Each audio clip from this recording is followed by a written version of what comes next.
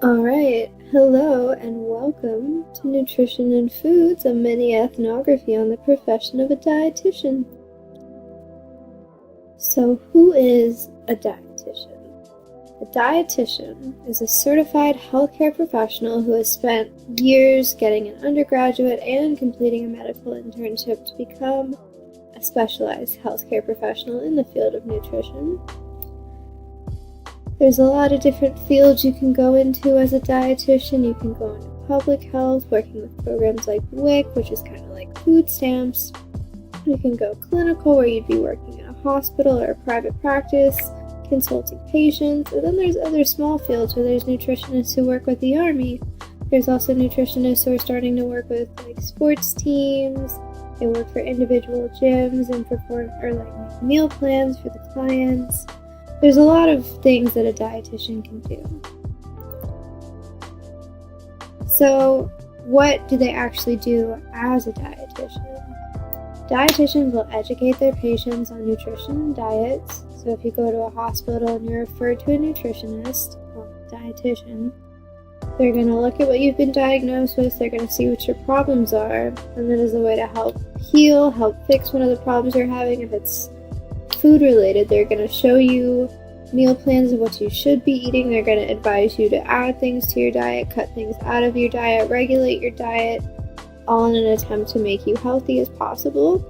They also administer medical nutrition therapy. So this is for, inpatient when you're in a hospital. Places like the ICU, where patients need to be on, where you have basically your food is put into your bloodstream. It's not food you're actually eating. And, other patients that need like feeding tubes and they need liquid diets. And also in the hospital, they're in charge of the food service operations. So people that are able to eat and can eat normally, are just fed through pretty much the cafeteria. So that dietitian is in charge of making sure that all the food meets dietary regulations for each patient on each floor for different types of treatment. What are the qualifications to be an RD? There is a lot of school that goes into being a dietitian, and it's obviously necessary if you're going into a medical field that you be highly qualified, because it's important. So you need to get an undergraduate degree in a certified didactic program. Didactic program basically means just classes that are geared towards nutrition, medical nutrition therapy, clinical nutrition, a lot of food labs, nutrition in the life cycle. Yeah. So once you completed your undergrad, you got your bachelor's degree. After, just most students tend to take the route right after they finish college, so they're going to go into their internship. So this is essentially it's one step below getting a master's degree. You have to apply like you would apply to, grad school. And then through the Ascend program, you fill out your application, then you pick out, usually about your top 5 schools. And depending on your rank, the school will accept a certain amount of students. And if you get accepted to that one, you get placed there. However, if you don't get your top school, you have to be okay with going to any of the 5 you picked, and you don't really get a say, you can't decline to be accepted. It's just you're placed there, and that's where you're going to complete your internship. So you need to be okay with the location, you need to be okay with the pricing of each school that you put down on your list to be matched with. So after you finish the internship, you will qualify to sit for the National Dietetic Exam, which is the exam you take to become a registered dietitian. And a lot of students, or at least ones I've talked to and ones that I know, completed their master's after they finished their internship, or did a dual program where they did 2 years of grad school and one of the years was spent doing the master's program, and the other year was spent doing the internship. So it was split, but they were completing their master's and doing their internship at the same time. And after you finish the exam, whether you went to master's school or not, you have to get state licensed. I know some states don't have laws where RDs need to be registered in the state as well as placing for the national exam, but a lot of states do. I know North Carolina does. And once you've gotten your license, really all you need to get started is by getting experience, and you already have some experience from your internship, which is good. Salary outlook. So online, according to Glassdoor.com, the average salary is about $59,660 a year, but it can range from $51,000 to $62,000. And that's, that's your first 5 years in the field, but obviously the more experience you get, the more you're going to get paid. But usually around like $80,000 is the high that dietitians are going to get paid, which is, not bad, but definitely not as well paying as some other medical positions. Despite us having a lot of training, it's still kind of a new field that's really only been recently looked at and really like taken into account. So I think that's why, but I feel like as the field grows and it becomes more important, the salary is also going to raise. Job growth is supposed to raise quite a bit, a lot more than the national average of just general job growth. And, specifically in the healthcare field, it's rising a lot faster than I know. I know nurses and nutritionists are really high in demand right now, but some smaller, lower level things are really not at high demand. So, there's a lot of potential with having a degree in nutrition. Because I talk about this later in my interview with Dr. Jordan. Just having a degree in nutrition, you can't be a dietitian without, the certification and the extra year of school. But, just having a degree in nutrition, you can be a dietetic technician where you're basically like an assistant to a dietitian. So you don't need the internship, you don't need an RD, but you'd still be doing pretty much the same job.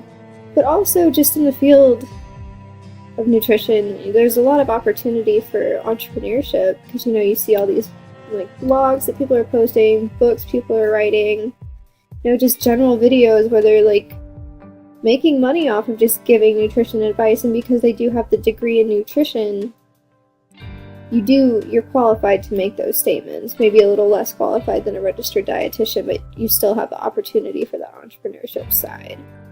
But for clinical dietitian, there's a lot of options for employment. You can work in a hospital, which is just doing clinical nutrition, medical nutrition therapy consulting, things like that. Sports nutrition, where you're working with athletes, so you're mainly going to be doing meal planning and then protein building, things like that.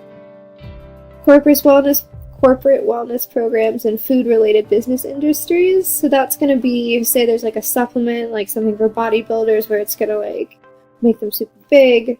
So companies will hire dietitians to do research and kind of promote this as a dietitian. So you can kind of get more into the marketing kind of side of things.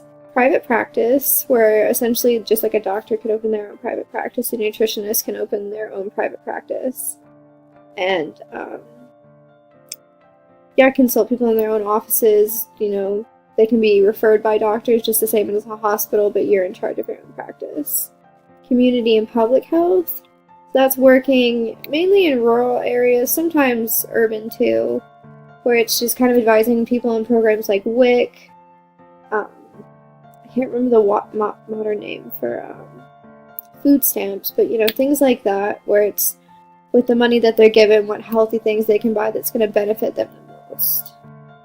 Community and I just said that one. University and medical centers. So that's just in teaching hospitals where you're expected to be shadowed, working as in our health center, we have a nutritionist here that you can go see that's covered as part of the plan you pay for as a student. And then there's also research nutritionists who will look at new things that are being discovered in the nutrition field, a new way that food is interacting, a new superfood, how food treats certain illnesses, things like that can be researched in the nutrition field.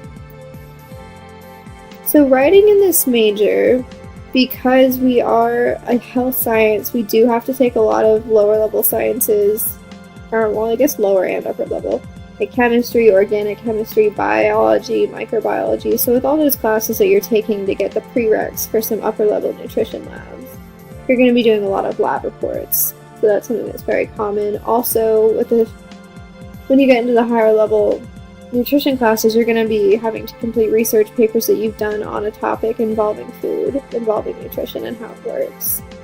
Also, when you're taking your professions classes, you're going to do things like case studies, where you do a mock case study that you would perform in the field. The case studies are basically going through, finding issues with the thing, correcting it, and then, revising it. We also do a lot of argumentative essays where we'll find research on certain things that have been discovered or something that we're trying to argue, saying that one thing is better than another based on your dietetic opinion. So writing in the profession, when you're working in a clinical setting, you're going to be doing a lot of patient diagnosis and referral forms, which is mainly just kind of paperwork, filling things out. Meal planning, which is just a way of flowing food in a way that needs to be eaten that's going to best benefit the patient. Charting, so that's when you're consulting with a patient, you've just seen a patient after you've gotten a diagnosis, after you've given them a meal plan, you're going to chart it, which is going to put it into the medical records. Again, when you're in an upper level field of nutrition, you can start doing research, so you would write a research paper to document your findings. And just like the practice we did in a professions class, case studies, except these are the real deal, so it's ethical situations that you're submitting to the board as a case study to be looked at. And then personal narratives, that's more towards the entrepreneurship side of nutrition, if you decided to write a book or start a blog giving nutritional advice, things like that. And then earlier today I had an interview with Dr. Jordan. She was the head of the nutrition department until recently. She's in the stages of retiring. She is a dietitian. She also has her PhD. So I went ahead and interviewed her, and she kind of gave her opinion on both the academic and professional sides of nutrition, as well as the different types of writing that are involved with the two sides of nutrition. Okay, excellent. All right, so my first question is, where did you receive your bachelor's and in what field? Where was at the University of Mississippi, and my degree was home economics education at the time. Okay. So where did you complete your dietetic internship or master's or both? Well, I worked a couple of years after that and then went and got my master's at the University of Alabama. Okay.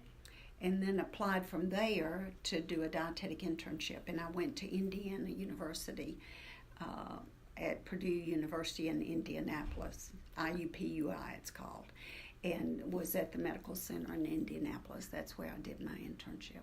Where did you work in between going and getting your master's and your internship? I didn't, but between my bachelor's degree and my master's, I worked in school food service for the state of Mississippi. So I traveled a fourth of the state and visited. My undergraduate degree, I rode the fence. I couldn't decide what I wanted to do in college. And so education or dietetics, I went back and forth. Yeah. And so when I had to make a decision, I chose education so I could graduate on time. You know, these reasons we make the decisions. And then really got a great position in working for the state and traveled a fourth of the state, visiting all the public schools in that section of the state, and helped them with menu planning. That was a time, too, when there was a lot of money nationwide for redoing school kitchens and cafeterias. So I did a lot of layout and design and planning of those cafeterias. And that was also a time when free and reduced lunch policy was just coming into being. There were free lunches up to that time, but there weren't, not to a great degree, and there were policies hadn't been set. So I did a lot of that. And it was because of that job, shortly into it, that I realized that I really did want to be a dietitian. And so I began to look at ways to do that. And in my mind, I thought, well, I had taken a lot of courses in dietetics, and so my thought was I'd just go back to school and finish that degree, that undergraduate degree. And so in talking to dietitians in the area, I was in Jackson, Mississippi, two people that I talked to. One graduated from the University of Alabama, one graduated from the University of Tennessee. And so they both suggested their alma maters, and I wrote both of them. And the University of Alabama wrote me back almost immediately and planned my life. And she told me, she said, oh, you don't want to go back to school just to get another bachelor's degree. You need to get a master's degree. Mm-hmm. That really wasn't on my radar at the time. And she said, you can meet your undergraduate requirements while you're working on your master's. So some courses I took for graduate credit, some I took for undergraduate credit. Okay. So, and they gave me an assistantship, which paid my tuition and fees. And then I made a whopping $250 a month, which I lived on. Okay, so my next question is, what was your first job after you finished the dietetic internship and your master's? I was the director of the Bureau of Nutrition for Jefferson County Health Department in Birmingham, Alabama. Okay. What was entailed in that job? It was a wonderful job. I love public health. Mm-hmm. And at the time, there were 5 nutritionists in Jefferson County, which was a lot at the time. Yeah. There are many more now, but back then that was a lot for one county. And I had a wonderful health officer who allowed me to really craft the program, and so that was a lot of fun as we were getting involved in all kinds of things going on in Jefferson Mm-hmm. County and Birmingham. And we also staffed clinics, public health work primarily, and it still does today, with pregnant and lactating women, and then young children up to the age of 5. Okay. And that was also at the time when WIC was just starting. Yeah. And so I wrote a grant to get a WIC project in Birmingham. And so it was a really fun job. I had a great time. So in that job, what types of genres of writing did you mainly have to do? Well, I don't know that I really wrote articles for the newspaper, but I would send the newspaper and they might take it and make some changes in it, but I would routinely provided things to the Birmingham News. Mm-hmm. Of course, I was doing grant writing. Yeah. We were developing publications. We were doing a little research in public health at the time and looking at mothers and their nutritional status. Of course, these were low-income women. We also were doing a study of pica. Are you familiar with what pica is? I feel like I recognize it, but I'm not entirely sure. Pica is eating of non-food items. Yes, okay. Like yeah. clay and dirt. Mm-hmm. And that was quite prevalent in Birmingham. And particularly, well, the clay and laundry starch. Clay and dirt, at the time in our study, that was, the whole family might eat clay and dirt, not just a woman who might be pregnant.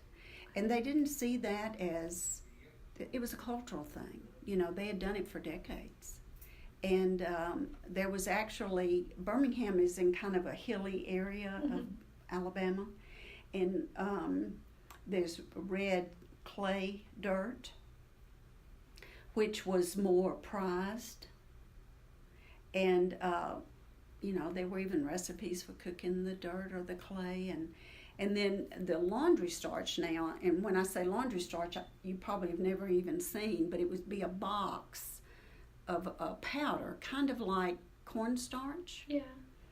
And in a box, kind of like cornstarch. Only, of course, you can buy cornstarch in cylinders too, but it was a box, about this tall and about that wide, you know, little square box. And women who were pregnant would eat laundry starch. And laundry starch has calories. A box of laundry starch is about 1,500 calories. So a lot of empty calories. Yeah. And again, that was a cultural thing. Yeah. And so we did some research with that and some writing. Okay. And of course, I wrote letters. Back then, we didn't write emails. Yeah. You wrote letters and memos, and you know, you called on the telephone. Yeah. So. Okay. So my next question is, how long have you been teaching, been a professor in academia? A long time. Since 1980. Okay. So I guess, how has the writing evolved in what you require in your coursework, and what do you expect from students now? Well, I've always expected writing, and I, depending on the course. Yeah. Um, Because I know in profession of dietetics, we're doing a lot of projects and a lot of like essay writing. Right. Versus, what you taught like intro to. the basic nutrition course. Yeah. So the writing for that's obviously going to be different. Right. There's not a lot of writing in 2202. You've had that course. The most writing it would be in the project that you do, the dietary assessment, and it's very limited in that. You know, you're writing about your intake of ascorbic acid, or vitamin D or vitamin A or whatever. So those were fairly short, straightforward kinds of things. I always do expect students, though, to write logically, to that the flow is progresses in a way that makes their point. That they're certainly using good punctuation, grammar, capitalization, all of that. That's always been an assumption. That students would know those rules and abide by them. Now, in professional dietetics, again, you had assignments that you did. On those daily assignments, we weren't really grading on writing. It's more the content. Right. On the content, but in the portfolio, certainly you had to make your point, and it needed to be written well so that the reader understood what you were saying, and that it didn't ramble. You were concise and got your point across. And I know when we were doing the case studies, it was part of the way we had to write it, where someone who wasn't in the field of nutrition would be able to understand what we were trying to get the point across. That's right. Yeah. That's right. Okay. And I've taught graduate courses, where I expected a whole different level of writing in terms of, they were doing papers, and so they needed to follow APA format, or at the time, JADA, which was the Journal of the American Dietetic Association, which of course now is the Journal of the Academy. But they have a set of rules if you're writing for that publication. Most of the time we were following AMA, the American Medical Association, or APA, depending on which journal the student was hoping to submit the article for. And then in those classes too, there might be term papers as well as take-home exams that were essay that, again, all the basics of writing were assumed that a student would know and follow. And so it's generally like formal style writing that is required. Okay. Right. Yeah. Okay, so my next question. So in the field, when you're getting a degree in nutrition and foods, there's usually two main options. You go the dietetics concentration, or you do food service management. But in dietetics, what are some alternative professions outside of being a dietitian? Well, when you say outside of being a dietitian, outside of working in a hospital? I guess kind of what we were talking, if the track you could take if you didn't get placed in an internship or you couldn't get into master's, what else could you do with a nutrition degree? Okay. Yeah. There are positions in public health that you don't have to be an RD. There are positions in school food service. Sometimes those now, like the position, of course I had an RD at the time and I had a master's degree, but there are some positions that in extension, for example, that cooperative extension we talked, if you remember. Every state in the country has cooperative extension. There are positions in there that don't require the RD. Sometimes teaching at the high school level, or if that were an interest, there are some programs where there are foods courses and or even bordering on culinary, that there might be, depending on the interest and the ability of the student, meaning the professional, as to whether that's something they want, and then depending on how skilled they are, could be. And then like a dietetic technician position as well. Sure. Yeah. That's right. The dietetic technician positions, sometimes writing positions, if for a magazine, there's Southern Living, there are food editors with Southern Living that might have a nutrition degree but not be an RD. Yeah. So. One of the things I always liked about nutrition is there's a lot of opportunity for entrepreneurship, because I know a lot of people have started blogs and, vlogs and things, or even written books, and they don't necessarily have to have an RD to do that. They can just say that they have a degree in nutrition. Right. So. That's right. So my final question is, what do you think the best way to succeed in undergrad as a nutrition student is? The best way to succeed? I guess a general kind of. Okay. Yeah. Well, being involved, being engaged in class, doing the assignments ahead of time so that you're prepared and ask questions, get to know your professors, and you do that. You will I don't mean just you, any student will single themselves out if they do those things. The professor will certainly recognize them and know their name, and it's a healthy dialogue typically, in terms of questions and answers in class. Yeah. So I would say I would think that's the way to succeed in any degree that you were pursuing. Excellent. Well, thank you so much. Sure. I hope that helps. Yes, absolutely. Oop.